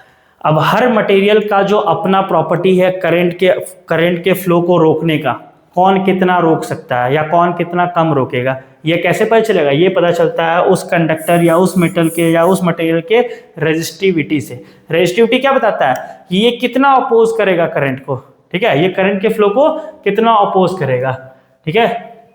इसको समझते, इसको हम लोग निकालते कैसे है? अगर हम लोग फार्मूला देखें तो हम लोग को फार्मूला मिलेगा रेजिस्टिविटी के लिए। रेजिस्टिविटी क्या होता है ये समझा? रेजिस्टिविटी होता क्या है, क्या बताया कि रेजिस्टिविटी बताता है हम लोग को कि किसी भी कंडक्टर जो है, कोई भी जो कंडक्टर है वो करंट के फ्लो को कितना रोकेगा, कम रोकेगा या ज्यादा रोकेगा, ये कैसे पता चल रहा है? उसके रेजिस्टिविटी से। अगर उसका रेजिस्टिविटी कम है तो वो करंट के फ्लो को कम रोकेगा, अगर उसका रेजिस्टिविटी हाई है तो वो करंट के फ्लो को ज्यादा रोकेगा, ठीक है। फॉर्मूला क्या है? R is equal to rho L by A. अगर यहां से रो निकालना होगा तो रो इज इक्वल टू क्या हो जाएगा? R into A by L. और अगर किसी कंडक्टर का मान लो लेंथ 1 यूनिट ले ले, हम लोग लेंथ कितना ले ले? 1 यूनिट ले ले, ठीक है, और उसका एरिया को भी क्या ले ले हम लोग? 1 यूनिट ले ले, ठीक है, 1 यूनिट स्क्वायर ले ले। तब उस केस में क्या हो जाएगा? रो और R बराबर हो जाएगा। तो हम लोग रेजिस्टिविटी को ऐसे ही डिफाइन करते हैं कि रेजिस्टिविटी क्या है? It is resistance of a conductor when the length of conductor is 1 unit and area of conductor is also 1 unit. जब किसी कंडक्टर का लेंथ और एरिया हम लोग फिक्स कर, लेंथ भी 1 कर दिए और उसका एरिया भी क्या कर दिए 1, उस समय उसका जो रेजिस्टेंस होगा उसी को हम लोग क्या कहेंगे? रेजिस्टिविटी कहेंगे। रेजिस्टिविटी क्या होगा? जब किसी कंडक्टर के 1 यूनिट लेंथ और 1 यूनिट एरिया का रेजिस्टेंस को हम लोग मेजर करें तो वही क्या हो जाता है? उसका रेजिस्टिविटी हो जाता है। अब देखो सेम वायर है, मान लो कॉपर का ही एक वायर है जो कि 1 मीटर का और एक वायर है 2 मीटर का, दोनों का ही रेजिस्टेंस अलग अलग होगा क्योंकि एक 1 मीटर का है, एक 2 मीटर का है। लेकिन अगर दोनों 1 मीटर का ही रहेगा और दोनों कॉपर ही रहेगा तो दोनों का रेजिस्टेंस हमेशा सेम आएगा, आएगा ना। लेकिन एक कॉपर का 1 मीटर का वायर है, एक सिल्वर का 1 मीटर का वायर, तो दोनों का रेजिस्टेंस अलग होगा क्योंकि दोनों का प्रॉपर्टी अलग अलग है। लेकिन अगर सेम मटेरियल का बात कर रहे हैं और सेम लेंथ रखेंगे हम लोग, सेम एरिया रखेंगे, तो हमेशा उसका रेजिस्टेंस सेम आएगा। तो इसलिए रेजिस्टिविटी क्या होता है? रेजिस्टिविटी रेजिस्टेंस के ही बराबर है। कब? जब लेंथ भी 1 रहे और एरिया भी 1 रहे, तब क्या होगा? उस समय जो रेजिस्टेंस होगा उसी को क्या कहेंगे? उसका रेजिस्टिविटी। तो हर अलग अलग मटेरियल का रेजिस्टिविटी ऐसे ही निकाला गया, ठीक है। उसके एक फिक्स लेंथ और फिक्स एरिया का रेजिस्टेंस कैलकुलेट किया गया, उस समय जो उसका रेजिस्टेंस था उसी को उसका रेजिस्टिविटी डिक्लेयर कर दिया गया, ठीक है। जैसे रेजिस्टेंस का यूनिट क्या था? ओम था, तो रेजिस्टिविटी का यूनिट क्या होगा? देखते हैं। रेजिस्टिविटी इक्वल टू क्या है? Resistance L, resistance into area bye L। Resistance का यूनिट क्या हो गया? ओम, एरिया क्या हो गया? मीटर स्क्वायर, और लेंथ क्या है? मीटर। तो मीटर मीटर कट गया, क्या बचा? Resistivity equal to ohm metre. तो ऐसा यूनिट ऑफ रेजिस्टिविटी क्या हो जाएगा? Ohm metre. अब यहाँ देखते हैं, जितना भी गुड कंडक्टर्स है सबका रेजिस्टिविटी क्या होता है? काफी ज्यादा कम होता है। सिल्वर का, कॉपर का, एल्युमिनियम का, सबका रेजिस्टिविटी क्या है? काफी कम है। जितना भी इंसुलेटर्स है जैसे कि ग्लास हो गया, रबड़ हो गया, सबका रेजिस्टिविटी क्या है? काफी हाई है। लेकिन अलॉयज का जो रेजिस्टिविटी वो क्या होता है? बीच में लाई करता है, ठीक है, मीडिएट में लाई करता है, जैसे कि नाइक्रोम, ठीक है, मैंगनीन, कॉन्स्टेंटाइन, ठीक है, ये सब क्या है? अलॉयज है। इसी का रेजिस्टिविटी ना बहुत ज़्यादा होता है ना बहुत कम होता है, ये करंट का फ्लो होने देता है लेकिन लिमिटेड, जिससे क्या होता है? हीट प्रोड्यूस होता है, ठीक है। अब रेजिस्टिविटी जो है इसका उल्टा होता है, इसका उल्टा होता है कंडक्टिविटी। रेजिस्टिविटी बताता है कितना रेजिस्ट कर रहा है, कंडक्टिविटी ये क्या होता है? कंडक्टिविटी। कंडक्टिविटी क्या बताएगा? ये बताएगा कौन सा मटेरियल कितना ज्यादा करंट को कंडक्ट करेगा, ठीक है। तो ये दोनों आपस में क्या इनवर्सली प्रोपोर्शनल है। जिस मटेरियल का रेजिस्टिविटी कम होगा उसका कंडक्टिविटी ज्यादा होगा, जिसका रेजिस्टिविटी ज्यादा होगा उसका कंडक्टिविटी कम हो जाएगा ऑटोमेटिकली। अगला टॉपिक है combination of resistors. Combination of resistor समझने से पहले हम लोग को समझना होगा कि रेजिस्टर क्या होता है। कॉम्बिनेशन ऑफ रेजिस्टर समझने से पहले हम लोग क्या समझना होगा कि ये रेजिस्टर आखिर होता क्या है। तो रेजिस्टर समझते हैं हम लोग क्या होता है। ये रेजिस्टर देखिए जरा हम लोग। अब देखो किसी सर्किट में जितना भी करंट जा रहा है उस करंट के वैल्यू को कंट्रोल करने का कोई मन करता है हम लोग को, ठीक है। मन करता है कि इस सर्किट में जितना करंट जा रहा है उतना ना भेजे, थोड़ा कम भेजे, ठीक है। तो क्या करेंगे? अब हम वोल्टेज को थोड़ी चेंज करने जाएंगे। हम क्या करेंगे? वोल्टेज को अब जो जिस बैटरी से या जिस सर्किट से कनेक्ट है, हम मान लो हम लोग घर के मेन से कोई वायर कनेक्टेड है, हम लोग घर में जो मेन जिसमें जो करंट आता है ऐसे वाला, उससे कोई सर्किट कनेक्टेड है, ठीक है। अब उसमें जो वोल्टेज आ रहा है, उसमें जो पोटेंशियल डिफरेंस आ रहा है, उसको तो हम कंट्रोल नहीं कर सकते हैं, उसको तो हम कंट्रोल नहीं कर सकते हैं, लेकिन उस वायर में हमको जितना करंट चाहिए वो तो हम कंट्रोल कर सकते हैं ना। इसीलिए हम लोग क्या करते हैं, रेजिस्टर्स का यूज करते हैं। रेजिस्टर क्या करता है, आर्टिफिशियली रेजिस्टेंस को बढ़ाता है। रेजिस्टेंस वो डिवाइस होता है जो किसी सर्किट में रेजिस्टेंस को बढ़ा देता है। रेजिस्टेंस को बढ़ा देगा तो उसमें करंट का अमाउंट कम हो जाएगा, ठीक है। अब रेजिस्टर्स भी बहुत तरह का होता है, कुछ इस तरीके का रेजिस्टर्स आता है, ठीक है, जो कि एलईडी, छोटा वाला एलईडी जो 2-3 रुपए का मिलता है, उसमें आप लोग देखे होंगे, ठीक है। ये रेजिस्टर्स में इस तरीके से कलर बैंड बना रहता है, ये कलर बैंड से पता चलता है उसका रेजिस्टेंस कितना ज़्यादा है, ये बेसिकली कोडिंग रहता है उसका, ठीक है। इस तरीके का रेजिस्टेंस होता है, ये 2 ओम में मिल जाएगा आपको, 3 ओम, 5 ओम का भी आता है और 10 ओम तक का ये आता है, ठीक है। इससे ज़्यादा अगर चाहिए होता है तो फिर हम लोग वेरिएबल रजिस्टर का यूज़ करते हैं। ये क्या है, ये तो फिक्स रजिस्टर है। अगर 2 ओम का रजिस्टर खरीदे हम लोग तो वो 2 ओम का ही रेजिस्टेंस ऑफर करेगा। एक डिवाइस होता है जो वेरिएबल रेजिस्टेंस ऑफर करता है। वेरिएबल रेजिस्टेंस ऑफर करने का क्या मतलब हुआ कि उसमें रेजिस्टेंस जो वो ऑफर कर रहा है उसको हम लोग बढ़ा भी सकते हैं, घटा भी सकते हैं। अभी मान लो 2 ओम का रेजिस्टेंस चाहिए तो 2 ओम पे कर दिए, अगर 10 का चाहिए तो 10 पे कर दिए, अगर 20 का चाहिए तो 20 पे कर दिए। तो ऐसे डिवाइस को हम लोग क्या कहते हैं, वेरिएबल रजिस्टर कहते हैं। क्या कहते हैं, वेरिएबल रजिस्टर। इसका एक एग्जाम्पल होता है रियोस्टेट। इसका एक एग्जाम्पल क्या होता है, रियोस्टेट। रियोस्टेट में क्या होता है कि अगर रेजिस्टेंस को हम लोग को बढ़ाना है तो बढ़ा दिए, जॉकी को ऐसे आगे मूव कराइए, इसका सिंबल ऐसा होता है रियोस्टेट का, ठीक है। ये इसका जॉकी होता है। ये जॉकी को जितना वायर के करीब लेके जाएंगे, इधर लेके जाएंगे तो क्या होगा, रेजिस्टेंस कम होगा, इधर लेके जाएंगे तो रेजिस्टेंस बढ़ेगा। तो ये क्या होता है, रेजिस्टेंस लेंथ ऑफ वायर पर डिपेंड करता है। लेंथ कम कर दिए इसका तो क्या हो गया, रेजिस्टेंस कम हो गया। लेंथ बढ़ा दिए इसका तो रेजिस्टेंस बढ़ जाएगा, ठीक है। ये काम आता है वेरिएबल रेजिस्टेंस के केस में। वेरिएबल रेजिस्टेंस की जरूरत कहाँ पड़ता है, ऐसे पंखा में देखते हैं हम लोग, ऐसे घुमाए, जैसे 1 पर है, रेजिस्टेंस बढ़ गया, करंट कम हो गया, पंखा धीरे घूम रहा है। 5 पे कर दिए, रेजिस्टेंस कम हो गया, करंट बढ़ गया, पंखा तेज घूमने लगा। जो स्पीकर्स वगैरह होता है उसमें ऐसे वॉल्यूम के लिए घुमाते हैं ना हम लोग, क्या होता है उसमें, ऐसे वॉल्यूम 1 पे किए तो क्या हो गया, रेजिस्टेंस बढ़ गया, करंट उसमें कम जा रहा है, कम वॉल्यूम हो गया। घुमा दिया उसको, रेजिस्टेंस कम हो गया, वॉल्यूम बढ़ गया, करंट बढ़ गया, क्योंकि, ठीक है। तो अब देखते हैं रजिस्टर्स को हम लोग कनेक्ट कैसे करते हैं। रजिस्टर्स को यूज क्यों कर रहे हैं हम लोग, अपने फायदे के लिए यूज कर रहे हैं, ठीक है, अपने फायदे के लिए यूज कर रहे हैं। अब उसको रजिस्टर्स को हम लोग कनेक्ट कैसे करेंगे ये देखते हैं हम लोग। रजिस्टर्स को हम लोग किसी भी सर्किट में 2 तरीके से कनेक्ट कर सकते हैं। एक सीरीज कनेक्शन, एक क्या है, एक है सीरीज कनेक्शन, और दूसरा क्या होता है हम लोग का पैरेलल कनेक्शन। एक क्या है सीरीज कनेक्शन और दूसरा क्या है पैरेलल कनेक्शन, ठीक है। सीरीज कनेक्शन में क्या होता है, सीरीज कनेक्शन में क्या होगा, सीरीज कनेक्शन में ये होगा कि हम लोग रजिस्टर्स, ऐसा होता है रजिस्टर्स को एक के साथ एक कनेक्ट कर देंगे, ये क्या कहलाएगा, सीरीज कॉम्बिनेशन। देख सकते हैं यहाँ पर एक ही लाइन में अगर रजिस्टर्स को कनेक्ट किया, रजिस्टर्स यहाँ पे सिर्फ रजिस्टर्स नहीं होता, जो मान लो कोई डिवाइस है, जैसे एक बल्ब हम कनेक्ट कर दिए, उसके साथ कोई और इलेक्ट्रिकल डिवाइस कनेक्ट, मान लो यहाँ पे एक स्विच बोर्ड लगा दिए जिससे हम लोग कुछ भी चला सकते हैं, ठीक है, और कोई डिवाइस कनेक्ट कर दिया, तो ये सब भी रजिस्टर्स का ही काम करता है, ठीक है। ये सब भी क्या, मान लो यहाँ पर एक बल्ब लगा दिया, यहाँ पे लगा दिया, यहाँ पर एक फैन लगा दिए, फैन का डायग्राम ऐसा ही होता है ना, बन गया फैन मेरा तो, ठीक है। अब किसी भी डिवाइस को अगर एक ही वायर में एक के बाद एक के बाद एक के बाद सीरीज में लगा रहे, तो ये कैसा कहलाता है, सीरीज कॉम्बिनेशन। ये कॉम्बिनेशन ऑफ रजिस्टर्स, रजिस्टर्स का काम हर कुछ, जैसे फैन भी क्या है, वो भी रेजिस्टेंस ऑफर करेगा, तो वो भी एक तरीके का रजिस्टर ही है, ठीक है। तो एक कॉम्बिनेशन हो गया सीरीज का, जिसमें हम लोग एक के बाद एक लगा रहे हैं। दूसरा एक होता है पैरेलल कनेक्शन, जिसमें हर डिवाइस को हम लोग एक दूसरे के पैरेलल लगाएंगे, ठीक है। हर डिवाइस को एक दूसरे से क्या करेंगे, पैरेलल लगाएंगे। तीनों डिवाइस क्या हो गया, एक दूसरे के पैरेलल हो गया। अब किसमें फायदा किसमें नुकसान, ये देख के लग रहा है बड़ा आसान है यार, ऐसे ही कर देते हैं, लेकिन इसका कुछ नुकसान भी है, ये देख के लग रहा है थोड़ा तो कॉम्प्लेक्स लग रहा है। क्या फायदा नुकसान है ये समझते हैं हम लोग।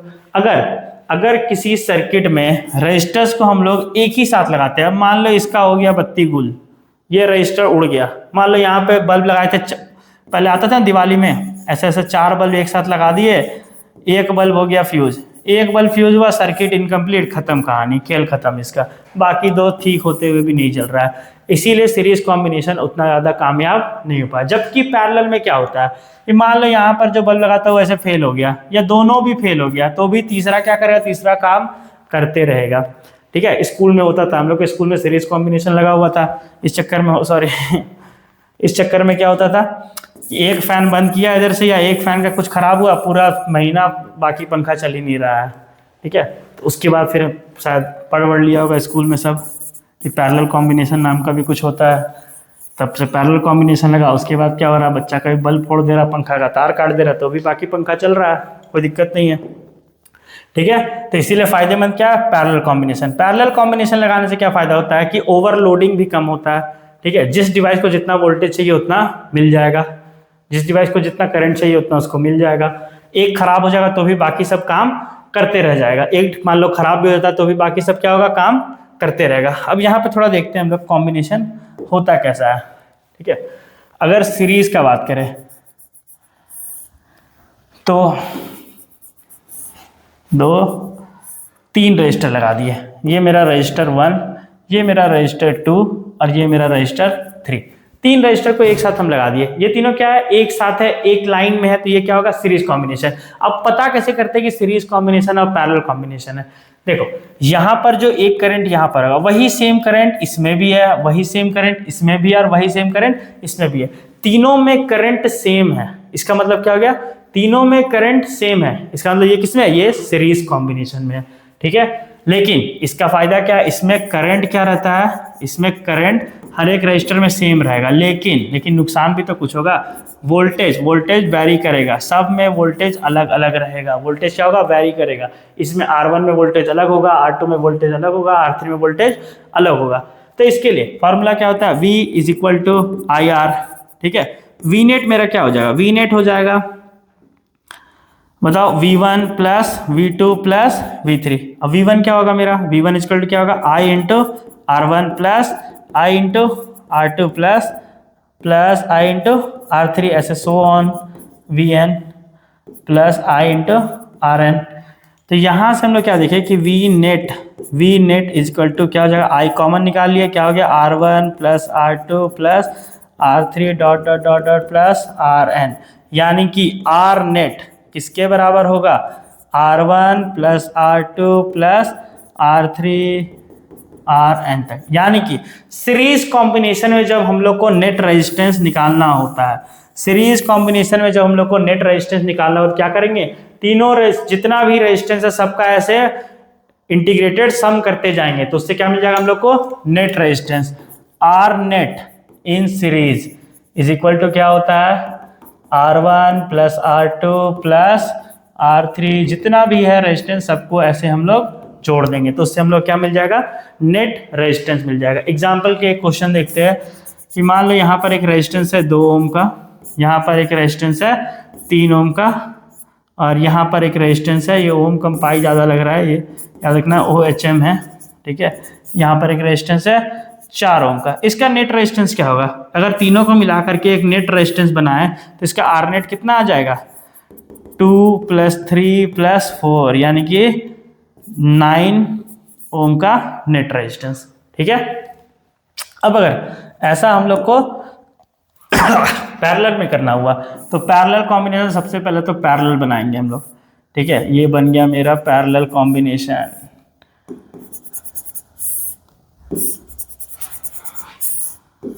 ये आ गया पैरेलल कॉम्बिनेशन R1 R2 और R3। अब देखो यहाँ पर क्या हो रहा है, यहाँ पर जो करंट जा रहा था, करंट जो जा रहा था ये क्या हुआ, ये 3 हिस्सा में बट गया है, यहाँ पर जो करंट जा रहा था वो 3 हिस्सा में बट गया है। तो यही इसी से हम लोग को पता चलता है कि यहाँ पर पैरेलल कॉम्बिनेशन। बहुत सारा डायग्राम देखोगे वहाँ समझ नहीं आया कि यहाँ पर पैरेलल कब हुआ, यहाँ पर सीरीज कब हुआ, तो वहाँ पे केयरफुली बस ऑब्जर्व करना है कि करंट कहाँ पर डिस्ट्रीब्यूट हुआ।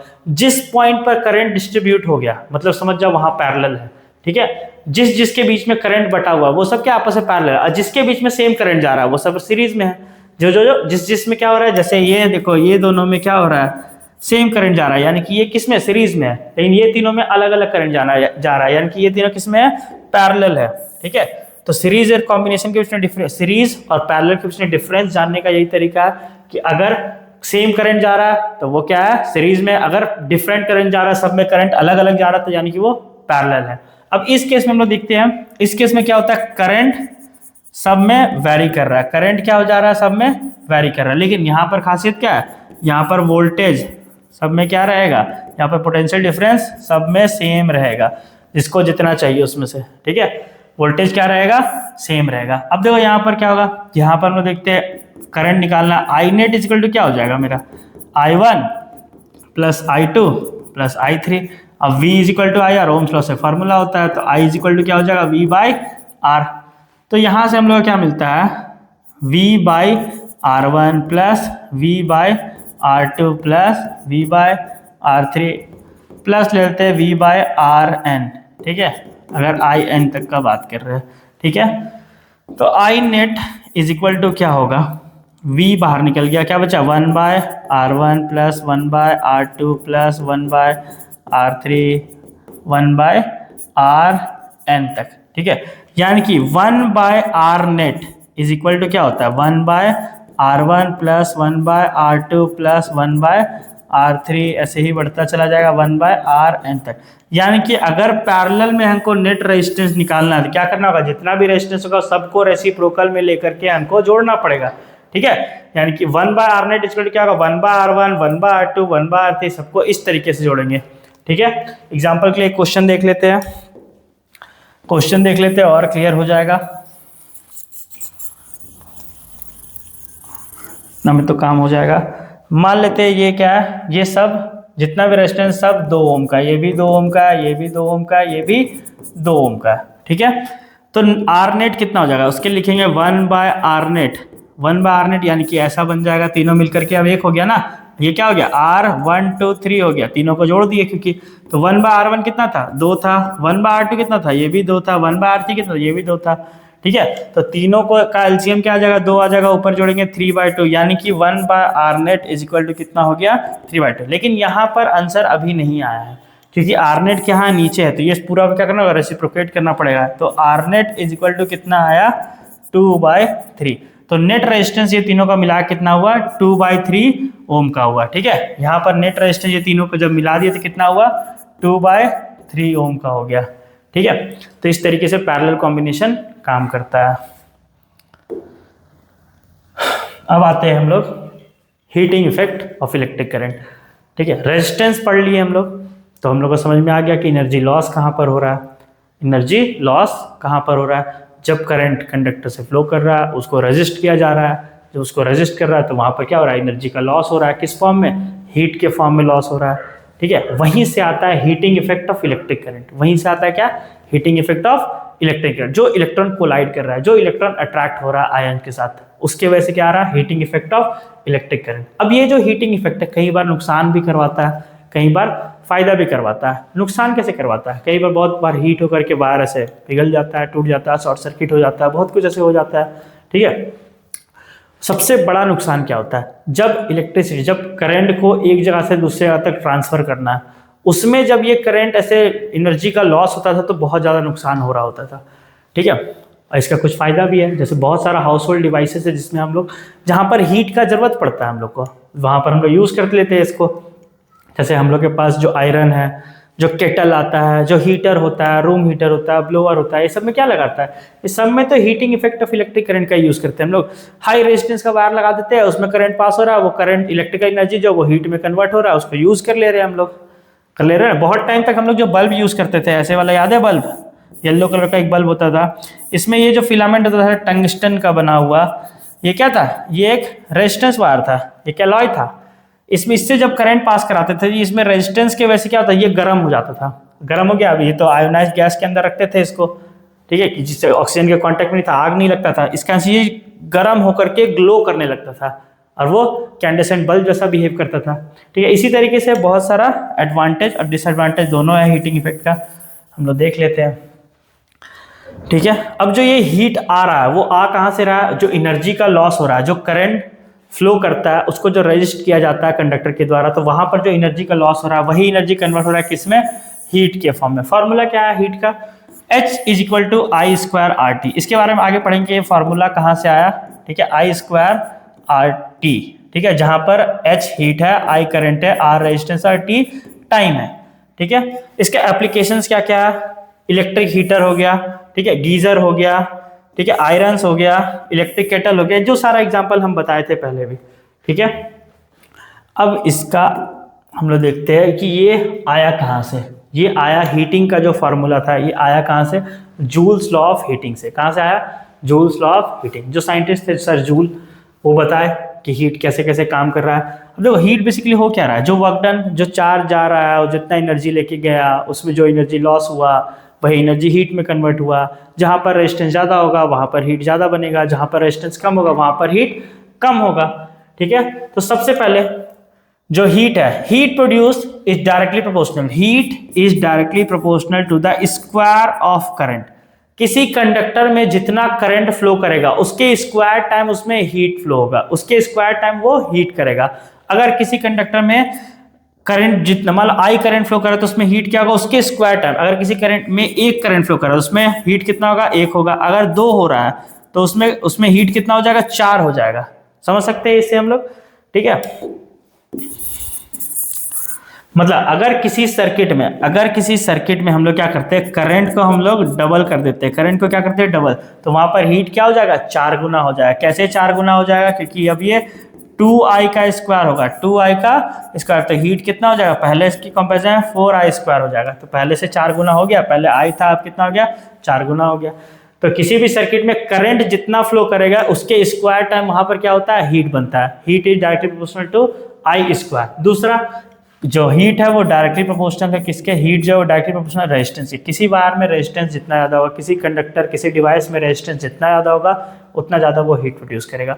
और तीसरा और आखिरी, टाइम के, कोई डिवाइस जितना देर तक चलेगा उतना ज़्यादा उसमें हीट प्रोड्यूस होगा। होता भी ऐसा, चार्जर बहुत देर तक चार्ज करते हैं, टीवी ज़्यादा देर तक चलाते हैं, पंखा ज़्यादा देर तक चलाते हैं, तो क्या होता है, सब गर्म होता है ना। तो ये तीनों को कंबाइन करके हम लोग क्या मिलता है, H is directly proportional to I square R T. अब यहाँ पर R ऑलरेडी कांस्टेंट है तो ये हम लोग क्या लेते हैं, H is equal to I square R T. ऐसे यहाँ पर जो कांस्टेंट है उसका वैल्यू K आता है, K, यानी कि यहाँ पर ऐसे भी जो कांस्टेंट है उसका वैल्यू 1 आता है। ठीक है, इसलिए उसको हम लोग नहीं लेते हैं।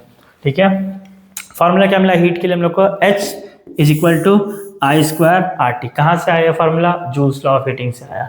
ठीक है, क्या क्या है इस फार्मूला में कि heat is directly proportional to current का square, directly proportional to resistance और directly proportional to time of uses. कोई डिवाइस जितना टाइम तक यूज होगा उस डिवाइस में जितना ज़्यादा रेजिस्टेंस होगा, उस डिवाइस में जितना ज़्यादा करंट जा रहा होगा उतना ज़्यादा वहाँ पर हीट होगा। ठीक है, अब जैसे देखो छोटा मोटा डिवाइस जिसको कम करंट चाहिए होता है वो कम गर्म होता है, जो डिवाइस जिसको ज़्यादा करंट चाहिए होता है वो ज़्यादा गर्म होता है। फ्रिज के कभी आसपास टच करना देखना गर्म रहता है, टीवी चलाओगे गर्म हो जाएगा। ठीक है, आयरन का तो काम ही गर्म होना है, उसको तो क्या ही बोलेंगे। अगला device, electric power and energy. Electric power and energy, अब ये है कॉमर्शियल टाइप का थोड़ा टॉपिक।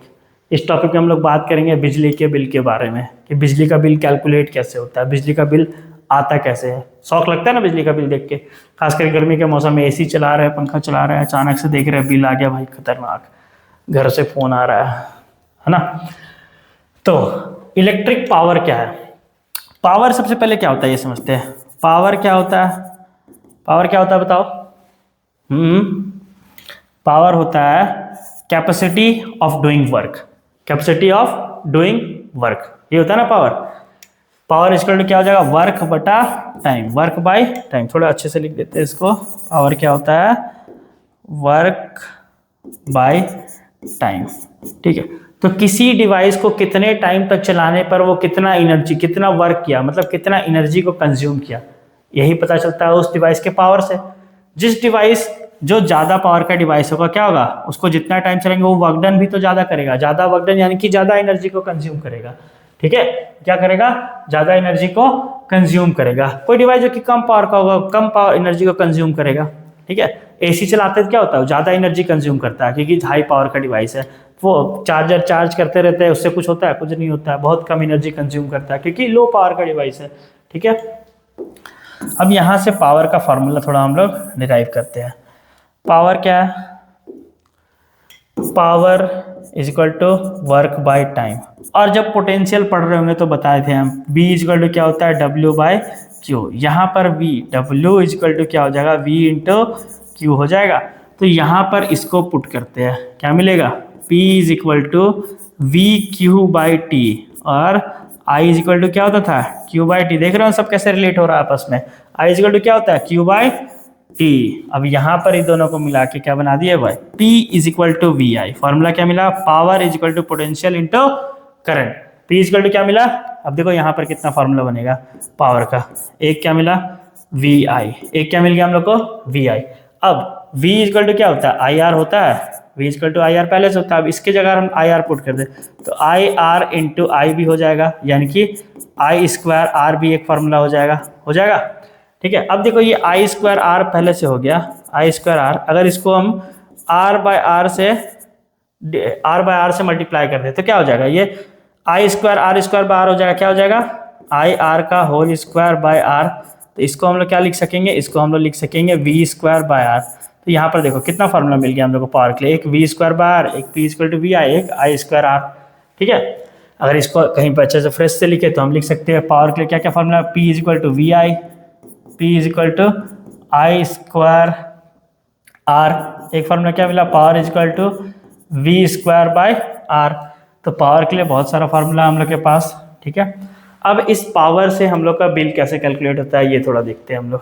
ठीक है, इस पावर से हम लोग का बिल कैसे कैलकुलेट होता है ये देखते हैं। अब हर डिवाइस, किसी भी तुम डिवाइस को देखोगे तो उस डिवाइस के पीछे देखना एक लिखा रहता है यूनिट, उस पर क्या लिखा रहता है एक यूनिट कि इतना वॉट का रहेगा। पावर का ऐसा यूनिट क्या होता है, वॉट होता है पावर का ऐसा यूनिट।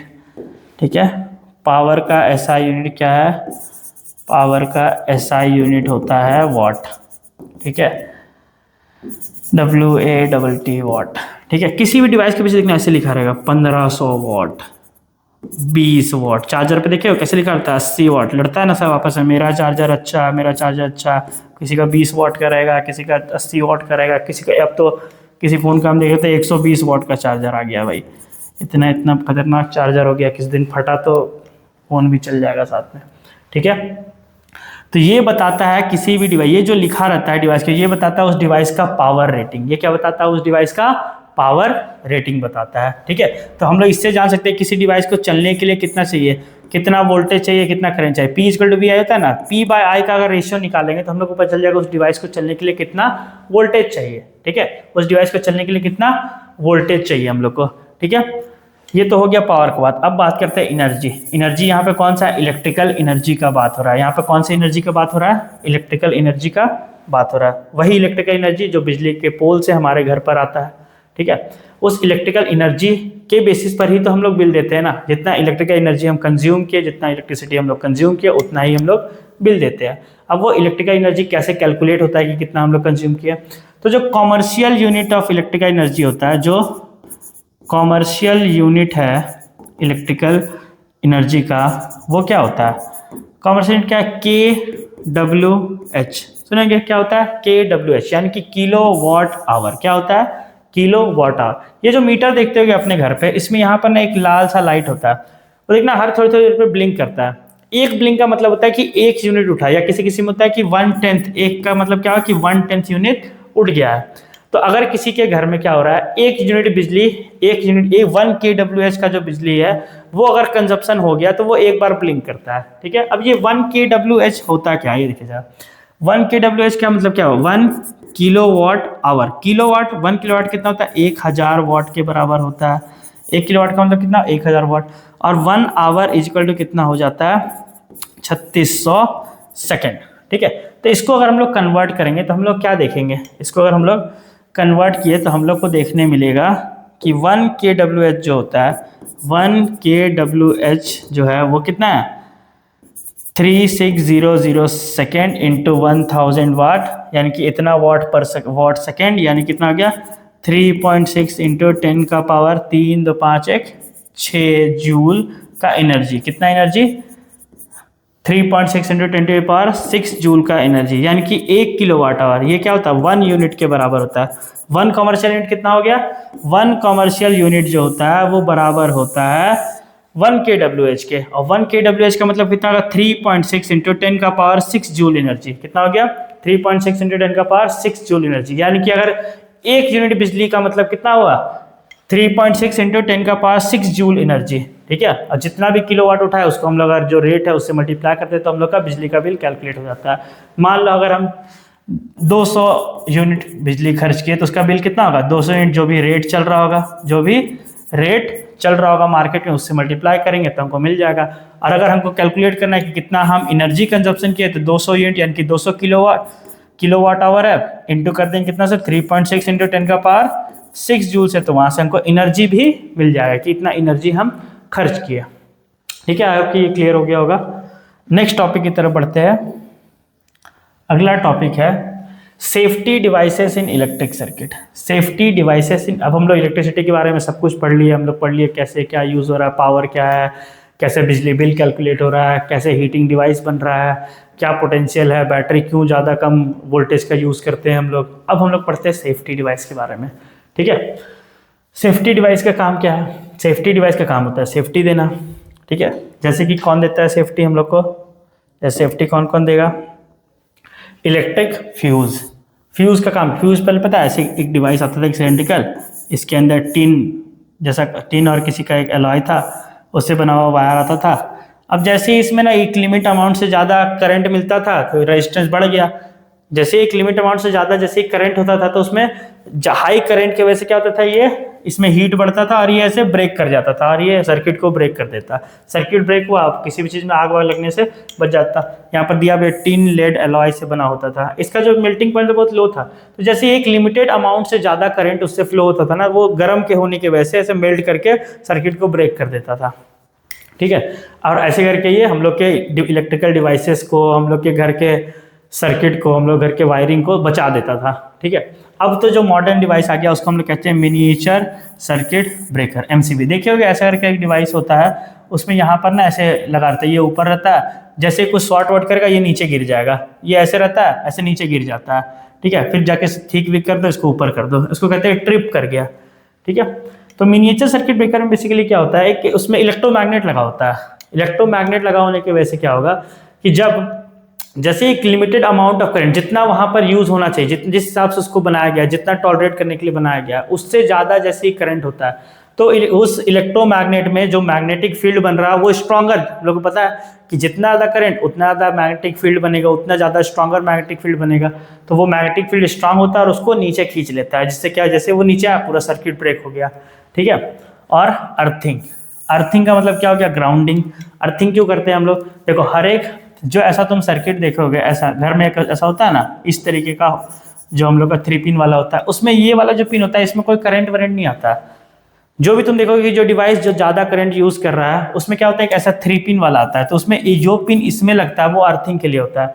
ये जो वायर रहता है ये ना जा करके ऐसे मिला रहता है और ज़मीन में कहीं ना कहीं ये वायर ऐसे रॉड वॉड में डाल के गड़ा रहता है, जिससे क्या होता है जो भी करंट, जो भी एक्स्ट्रा चार्ज कभी आ जा रहा है उसको क्या करता है, ये जमीन में ग्राउंड में डिपॉजिट कर देता है। क्या करता है ये, उसको ग्राउंड में डिपॉजिट करता है, इलेक्ट्रिकल हैजर्ड से बचा लेता है। मान लो तो मिक्सर चला रहे हो, ठीक है, मिक्सर के बॉडी में कभी कभी करंट आ जाता है, होता है ना मिक्सर के बॉडी में कभी, तो क्या किया था, मान लो ये मिक्सर है तो मिक्सर के बॉडी में करंट आता है, तो मिक्सर के बॉडी से एक वायर टच करके ये जो तीसरा वाला है उसमें हम लोग 3 पिन का जो ऐसा सेट रहता है कि ये तीसरा वाले में कनेक्ट रहता है वो इसमें चला जाता है। तो जब भी बॉडी में करंट आएगा तो मोस्ट ऑफ द करंट को क्या करेगा, ऐसे ग्राउंड में डिपॉजिट कर देगा। इसलिए भींगा हाथ से भी कभी मिक्सर हो गया या आयरन हो गया या फिर टोस्टर हो गया या फिर वॉशिंग मशीन हो गया, इसको छू दोगे तो उतना झटका नहीं लगेगा, हल्का फुल्का कभी कभी करंट लग जाता है, क्योंकि मोस्ट ऑफ द पार्ट जो करंट का है मैक्सिमम जो मोस्ट ऑफ द चार्जेस है उसको क्या कर रहा है, ये डिपॉजिट कर दे रहा है कहाँ पर, ग्राउंड में। इसीलिए अर्थिंग भी इंपॉर्टेंट है।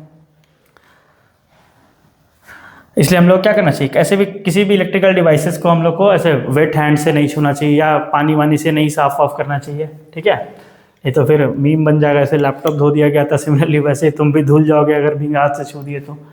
ठीक है, अब थोड़ा हम लोग रिकैप कर लेते हैं क्या क्या हम लोग पढ़े। इलेक्ट्रिक करंट, करंट क्या होता है, rate of flow of charge, यानी कि I is equal to Q/T। Q क्या होता था, Q is equal to NE। अगर ये फार्मूला यहाँ पे पुट कर दिए तो नंबर ऑफ इलेक्ट्रॉन भी हम लोग फाइंड कर सकते हैं कि किसी कंडक्टर से कितने टाइम में कितना इलेक्ट्रॉन फ्लो कर रहा है। ठीक है, दूसरा पोटेंशियल डिफरेंस। पोटेंशियल डिफरेंस क्या होता है, वोल्टेज हम लोग का, किसी 2 पॉइंट के बीच में पोटेंशियल का जो डिफरेंस है या 2 पॉइंट के बीच में चार्ज को एक पॉइंट से दूसरे पॉइंट तक जाने के लिए जो वर्क डन करना पड़ रहा है वही तो उन दोनों के बीच का पोटेंशियल डिफरेंस है। क्या होता है, V is equal to W/Q। ठीक है, तीसरा रेजिस्टेंस। रेजिस्टेंस क्या था, रेजिस्टेंस वोल्टेज और करंट का रेशियो है। ठीक है, ओम्स लॉ क्या है, V is equal to IR, यानी कि किसी कंडक्टर में जो करंट फ्लो करेगा वो किस पर डिपेंड करेगा, उसके दोनों एंड्स के बीच के पोटेंशियल डिफरेंस पर, यानी कि वोल्टेज पर। जो सेल, जो बैटरी, जो उसका सोर्स ऑफ करंट है उसमें क्या वोल्टेज है। इलेक्ट्रिकल पावर, ठीक है, किसी डिवाइस का पावर क्या है, पावर इक्वल टू क्या, VI। Joule's law of heating, heating में क्या, H is equal to I² R T, I यहाँ पर क्या करंट, आर रेजिस्टेंस और टाइम ऑफ यूजेस।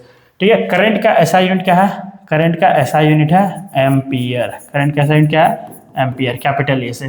ठीक है, पोटेंशियल डिफरेंस का एसआई यूनिट क्या है वोल्ट, कैपिटल वी। रेजिस्टेंस का एसआई यूनिट क्या है ओम, ओ एच एम। ठीक है, और ओम्स लॉ में तो कोई यूनिट नहीं हम लोग का। इलेक्ट्रिकल पावर का यूनिट हमेशा क्या होता है वॉट में होता है। ठीक है, और हीट क्या एनर्जी है, तो उसको हम लोग मेजर करेंगे जूल में, यानी कैपिटल जे। ठीक है, आई होप कि आपको ये चैप्टर समझ आया होगा। कोई भी इसमें डाउट वगैरह हो तो आप कमेंट करके पूछ सकते हैं। ठीक है, इसी की तरह हम लोग को और भी वीडियोस आते रहेगा। अब अगला टॉपिक जो होगा हम लोग का वो मैग्नेटिज्म पर आएगा। ठीक है, ओके।